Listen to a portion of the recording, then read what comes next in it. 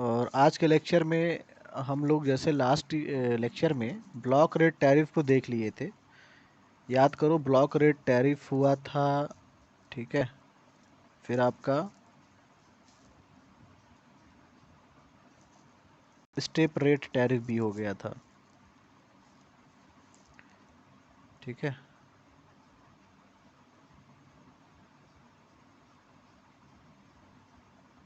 Network भाई, network कहाँ गया?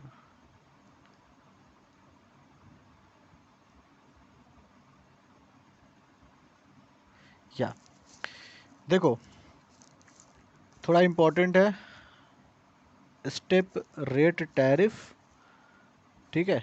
इसमें सिर्फ इतना समझ लो, अगर कोई कंफ्यूजन हो तो बता दूं। स्टेप रेट टैरिफ क्या है?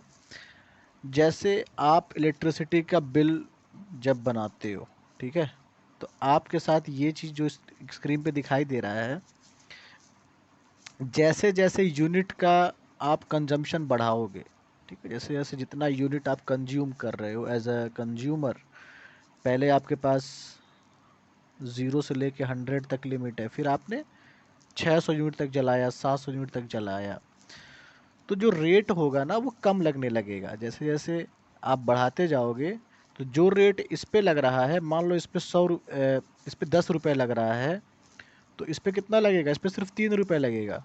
बात समझ रहे हो?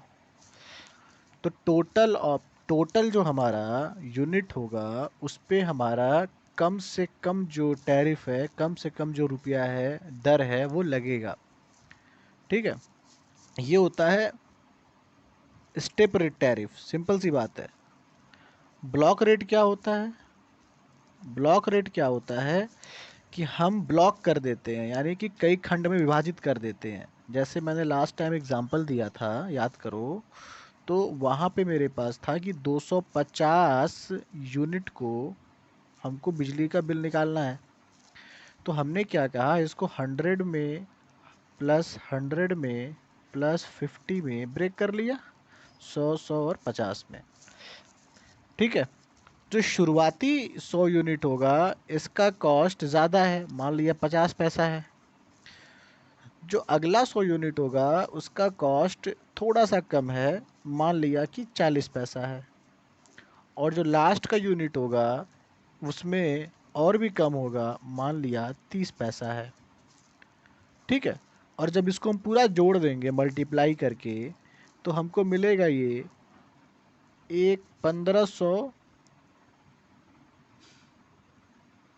1050 पैसा, ठीक है, 10,500 पैसा, यानी कि 105 रुपये का हमारा बिल बना। समझ रहे हो? 250 यूनिट का बिल कितना बना? 105 रुपये बना। इसको मल्टीप्लाई करके, इसको मल्टीप्लाई करके, इसको मल्टीप्लाई करके जोड़ दो, क्योंकि हमने क्या किया कि पूरे यूनिट को खंड में विभाजित कर दिया, ब्लॉक में डिवाइड कर दिया, 100, 100 और 50। जैसे जैसे यूनिट बढ़ेगी, वैसे वैसे जो उस पर लगने वाला बिजली का जो दर होगा, जो रेट लगेगा, वो कम लगेगा, ठीक है। चलो, ये होता है। अब इसी में समझ लो कि खंड वाला, ये पद वाला, यानी कि जो हमारा स्टेप रेट टैरिफ होता है, पद वाला, वो क्या होता है? जैसे मान लो हमारे पास 200 यूनिट की बिजली थी, चलानी है, ठीक है। तो शुरुआत 200 पे आओगे नहीं, पहले शुरू करोगे 1 यूनिट से, फिर 2 यूनिट आओगे, फिर 10 यूनिट, 50 यूनिट, 100 यूनिट, 120, 150, 200, फिर 250 पे आओगे ना। और जो सबसे मिनिमम जो रेट लगना होगा, वो 250 पे लग जाएगा। जैसे मान 30 पैसा लग रहा था सबसे मिनिमम, तो 250 पे कितना लगेगा? 30 पैसा लगेगा। टोटल के टोटल 250 पे 30 पैसा लगेगा, तो रेट कितना हो गया ये? 7500 पैसा। मतलब कि इसको 75 रुपये हम कह सकते हैं। तो ब्लॉक रेट टैरिफ में आप देख रहे हो कि जो वैल्यू है वो ज़्यादा आ रही है, ठीक है। मतलब हम 105 रुपये पे कर रहे हैं, कितने के लिए? 250 यूनिट के लिए। और अगर हम स्टेप रेट टैरिफ, यानी कि जो पद दर टैरिफ है, उसमें हम 75 रुपये कर रहे हैं, पे कर रहे हैं 250 यूनिट के लिए। डिफरेंस समझ में आ रहा है? ये होता है डिफरेंस दोनों का, ठीक है। तो अक्सर इस बात को याद रखना कि जो रेट हमारा जो होता है जब हम बिजली कंजम्पशन ज़्यादा करते हैं या फिर हमारा जब यूनिट बढ़ता है तो रेट जो है वो कम होने लगता है, उस पर जो लगने वाला दर है वो कम होने लगता है। ठीक है, चलो बेटा आगे भी मैंने बता दिया था, फिर से बताऊंगा, बार बार बताऊंगा क्योंकि आपको पढ़ना है। अगला था two part rate tariff system. Two part system, two part system को मतलब सर में समझे तो उसको दो तरह से पार्ट में कर दिया। मतलब जो हमारा बिजली का बिल था, ये हमारा बिल है, ठीक है, इसको दो पार्ट में बांट दिया। एक पार्ट को कहा कि ये फिक्स रहेगा भैया, ये चेंज नहीं होगा, और एक को कह दिया कि ये रनिंग हुआ यानी ऑपरेटिंग हुआ, ये चेंज होगा। इसका मतलब क्या है? फिक्स चार्ज करने का मतलब ये है टू पार्ट टैरिफ में कि आपका मिनिमम ही मिनिमम उतना चार्ज देना ही देना है, वो फिक्स कर दिया गया है। वो किस पे फिक्स किया जाता है कि आपके घर में ये मान के चला जाता है कि इतनी बिजली खपत हो रही है, आपके घर में इतनी डिमांड है। आपने सुनते हो ना डिमांड, मतलब कि हमारे घर में इतनी डिमांड है, बिजली की मांग है। अच्छा, आप लोगों ने इलेक्ट्रिकल वाले पढ़े थे लास्ट सेमेस्टर में ईआईएम में, इंडिकेटर, मैक्सिमम डिमांड इंडिकेटर, मर्ज प्राइस इंडिकेटर और यूट्यूब वाला यू नली आकार वाला, याद होगा अगर। तो वहां पे हमने पढ़ा था maximum demand indicator energy meter वाले चैप्टर में। एनर्जी मीटर क्या करता है? ऊर्जा मापी या विद्युत का जो मीटर होता है, बिजली का मीटर जिसे कहते हो, वो बेसिकली यूनिट को बताता है कितना यूनिट हमने कंज्यूम किया। तो होता क्या है इसमें कि जो हमारा मैक्सिमम डिमांड इंडिकेटर अगर नहीं लगा है किसी घर में या कहीं भी इंडस्ट्री में, फैक्ट्री में, कि कितना डिमांड हमारे घर में है, मान लो कि तुम्हारे घर में डिमांड जो है वो, मान लो मैं बता रहा हूँ कि 500 वाट का है, मान लो,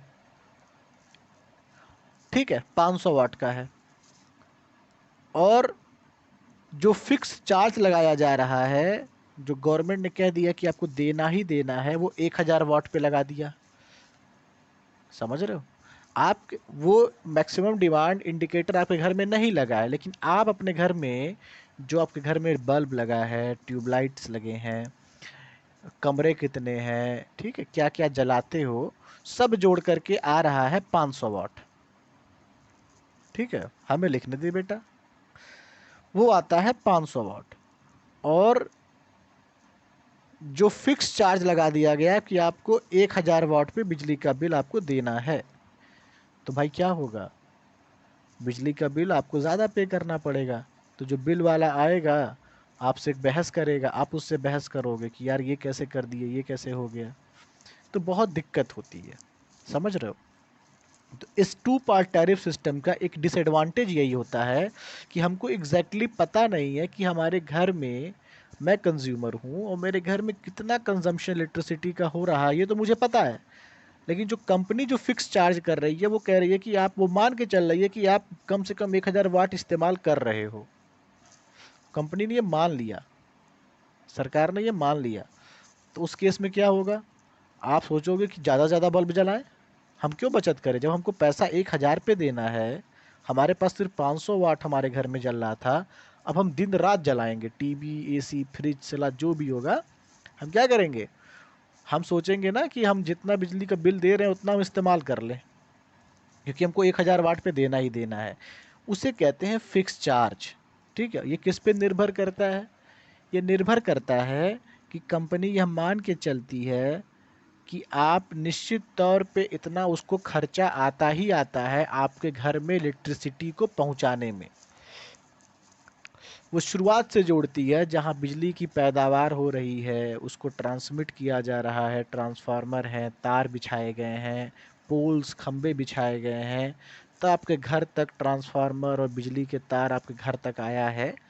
वो ये इतना मान के चल रही है कि अगर आप बिजली नहीं भी इस्तेमाल कर रहे हो तो बिजली आपके घर के बाहर तक तो आ रही है ना, आपके बोर्ड में तो सप्लाई आ रही है ना। समझ रहे हो? वो फिक्स है, वो हर घर पे फिक्स कर दिया गया कि वो फिक्स है। ठीक है, that is called fix charge. तो जो उनका इन्वेस्टमेंट है, जो उनकी लागत है, वो फिक्स चार्ज में आएगा। फिर आया हमारा रनिंग कॉस्ट। रनिंग कॉस्ट क्या होगा? अब इलेक्ट्रिसिटी आपके घर में है, अब आप जो है शौक से अपना टीवी, पंखा, जो भी है, ठीक है, फ्रिज, कूलर सब चला रहे हो, और उसमें जो बिजली की खपत हो रही है, यानी कि ऊर्जा की खपत हो रही है।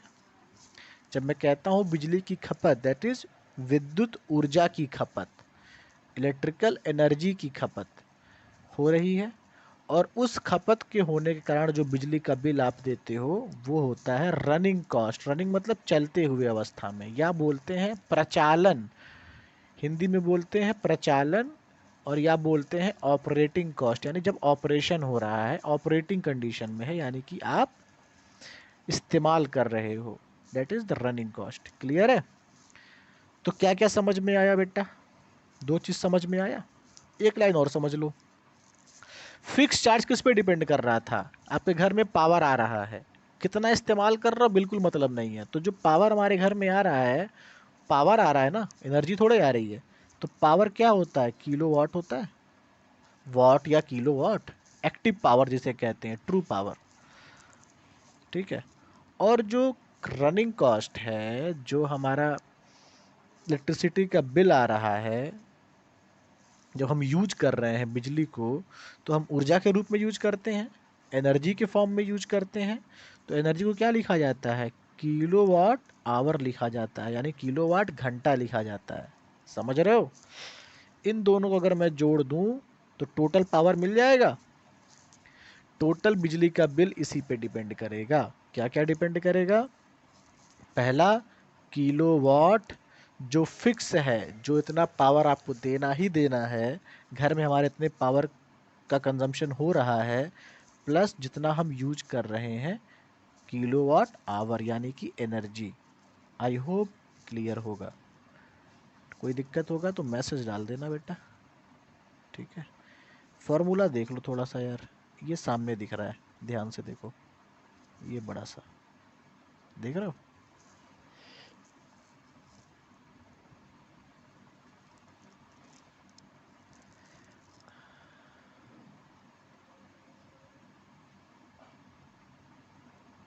चलिए बेटा, तो ये जो आपको फॉर्मूला दिख रहा है यहाँ पे, ए और बी एक कांस्टेंट है, एक दर है, अभी उनको छोड़ दो। क्या है के का डब्लू? किलोवाट दिख रहा है, ए किलोवाट और बी किलोवाट आवर, यानी कि इन दोनों को जोड़ के क्या बना हमारा? इलेक्ट्रिकल एनर्जी, जो हम चार्ज पे करेंगे। ठीक है।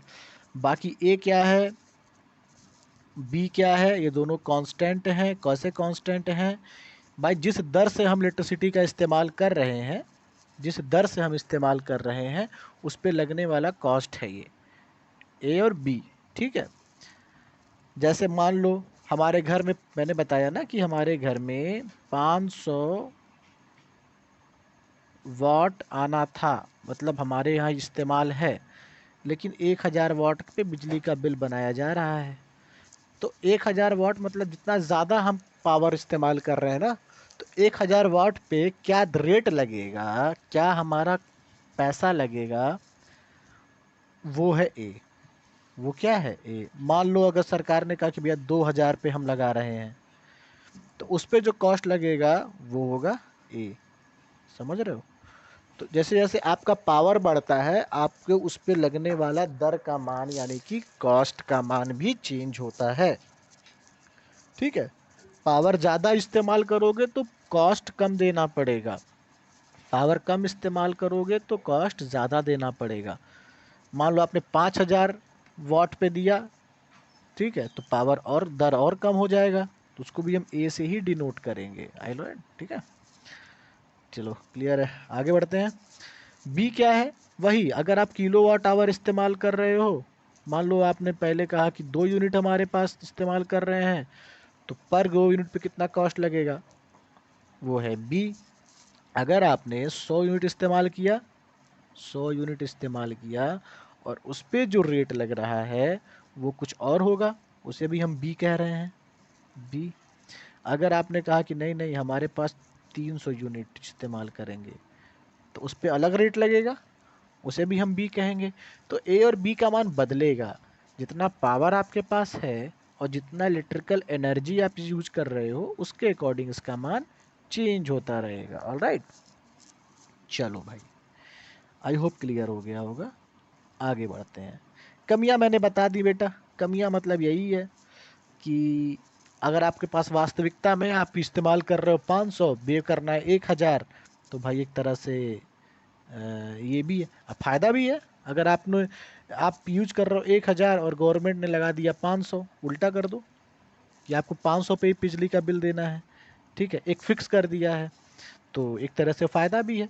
तो एक इसके ये ड्रॉबैक भी है और एक उसका नुकसान भी है, ठीक है। दूसरी बात क्या है जो मैंने बताया कि फिक्स नहीं है कि हर इंडस्ट्री का, हर उद्योग का, हर घर का कितना मैक्सिमम डिमांड है।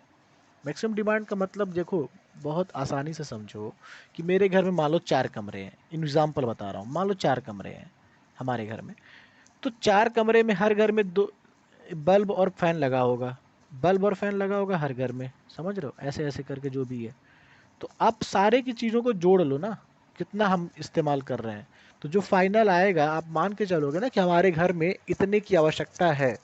फैन है, टीवी है, एसी है, या आप कूलर चला रहे हो, अपना वॉशिंग मशीन चला रहे हो, मोबाइल लैपटॉप सब ऐड कर लो, तो आपको पता चला कितना डिमांड है। लेकिन यह डिमांड जो है, जो बिजली का बिल काटने आ रहा है, उसे तो पता नहीं है अब घर में क्या क्या है, वो सीधे मीटर का मीटर देखता है, समझ रहे हो।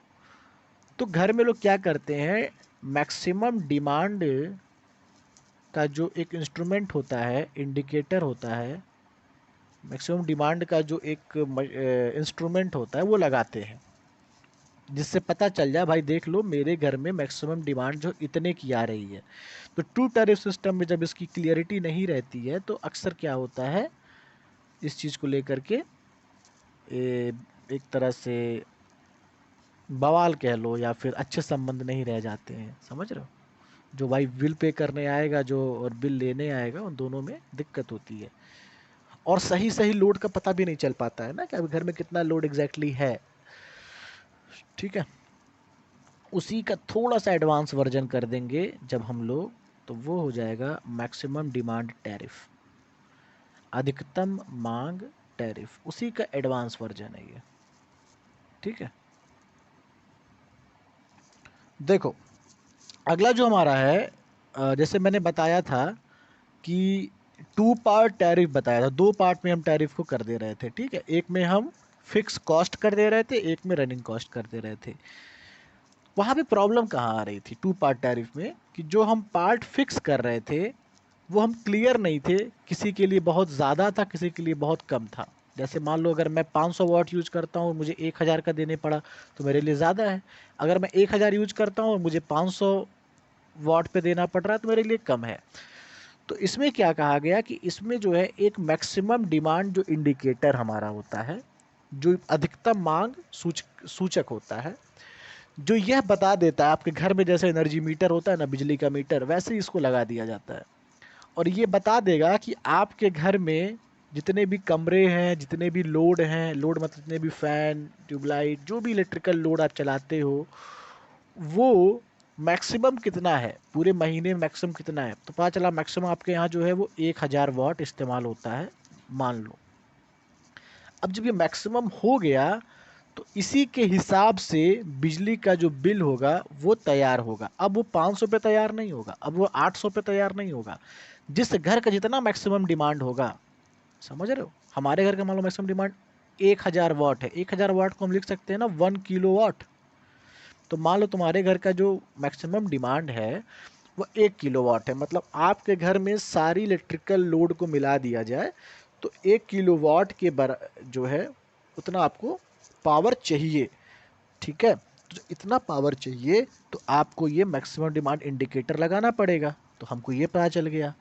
और बाकी सेकंड वाला पार्ट था जो रनिंग कॉस्ट का था, बाकी जितना आप इसके बाद यूज करते हो, जितने यूनिट यूज करते हो, उसके हिसाब से आपको फिर वो बिजली का बिल बनेगा। तो फार्मूला देख रहे हो, ध्यान से देखो ये फार्मूला यहाँ पे, ये देखो, ठीक है। सेम चीज़ है, A kilowatt plus B kilowatt hour. तो ए किलोवाट क्या है, ए किलोवाट वही है, मैक्सिमम डिमांड यहाँ फिक्स कर दिया गया। और बी किलोवाट आवर क्या है, बी मतलब जो हम रेट लगाएंगे, किलोवाट आवर मतलब इलेक्ट्रिकल एनर्जी पे। ऑलराइट, तो ये होता है हमारा मैक्सिमम डिमांड टैरिफ। ठीक है, यही होता है मैक्सिमम डिमांड टैरिफ। इसमें सिर्फ इतना ही समझना था। तो हुआ क्या, डिफरेंस क्या हो गया कि आपका एक पार्ट बढ़ गया, आपका जो कॉस्ट है वो बढ़ गया। कॉस्ट कैसे बढ़ गया, अब सोचो कि पहले घर में सिर्फ बिजली का मीटर लगवाना था, अब आपको एनर्जी मैक्सिमम डिमांड का भी मीटर लगवाना पड़ेगा, जिससे वो बिजली का बिल वाले पास कर पाएगा ना। तो मैक्सिमम डिमांड जो है वाला मीटर लगवाना पड़ेगा, तो कहीं ना कहीं आपको अपने जेब से ज़्यादा खर्च करना पड़ेगा। ठीक है। अच्छा, कभी कभी सुनते हो घर वाले, क्या होता है जब किसी घर में एसी या फिर और कुछ लगाए जाते हैं, ज़्यादा लोड हो जाता है, तो लोग क्या करते हैं, लोड घटवाते हैं अपना अपना जो है, जैसे 2 किलोवाट अगर आपको घर में दिया जा रहा है, ठीक है, तो लोग सोचते हैं कि हम 1.5 किलोवाट पे करवा लें, या इसको 1 किलोवाट है। जैसे क्या होता है कि अगर आपके घर में नॉर्मल चीज़ें सब कुछ हैं, तो आपको 1 किलोवाट, ठीक है, इसके हिसाब से पे करना पड़ेगा। अगर आपके घर में कुछ और जैसे कूलर है, रेफ्रिजरेटर है, या फिर और भी चीज़ें मान लो हैं, तो आपको 1.5 किलोवाट का क्षमता बढ़ानी पड़ेगी ना। जैसे अपने घर में आप लोड बढ़ाओगे, जैसे जैसे इलेक्ट्रिकल इक्विपमेंट बढ़ाओगे, वैसे वैसे 1 किलोवाट, 1.5 किलोवाट, 2 किलोवाट तक जाना पड़ेगा। समझ रहे हो, आपने एसी भी हर कमरे में एसी लगवा दिया, ठीक है, सबके लिए आपने अलग अलग वॉशिंग मशीन भी कर दिए, सबके लिए अलग अलग इंडक्शन कर दिए, जो भी आप सुविधाएं ले सकते हो आपने सबके लिए कर दिया, लोड बढ़ गया ना, फिर आपको 2 किलोवाट की आवश्यकता होगी। तो बिजली का जो बिल बनेगा, वो ये समझो वो किस पे बनेगा, वो बनेगा फिर 2 किलोवाट पे, फिक्स चार्ज। तो इसमें बिजली का बिल अब जो है अलग चेंज होगा, इसमें अलग आएगा, इसमें अलग आएगा। बात समझ में आ रही है। तो जनरली क्या होता है कि हमको लोड जो है वो कंसीडर करना पड़ता है, लोड जो है ध्यान देना पड़ता है कि लोड हमारा जो है वो मैक्सिमम डिमांड के अकॉर्डिंग हो, ना हमें ज़्यादा पे करना पड़े ना हमें कम पे करना पड़े। ठीक है, तो ये है 2 पार्ट, इसमें कुछ ज़्यादा है नहीं। अब कुछ नाम के ही हैं, बहुत कठिन, बहुत आसान तरीके से चाहो तो समझ सकते हो, ज़्यादा बताने की ज़रूरत नहीं है। जैसे हम एक चीज़ पढ़ते हैं, इलेक्ट्रिकल पावर को हम लिखते हैं ना किलो वाट में चाहे वाट में। इसे क्या कहते हैं, एक्टिव पावर कहते हैं, ट्रू पावर कहते हैं। एक और होता था वोल्ट एम्पियर होता है। वोल्ट एम्पियर क्या हुआ, वोल्ट मतलब वोल्टेज और एम्पियर मतलब करंट। तो वोल्टेज इंटू करंट क्या होता है, पावर ही होता है। तो यह भी एक पावर है, ये भी एक पावर है। और एक क्या होता था, VAR, वोल्ट एम्पियर रिएक्टिव, ये भी पावर है। समझ रहे हो। तो अगर हम पावर जो है इससे निकाल रहे थे,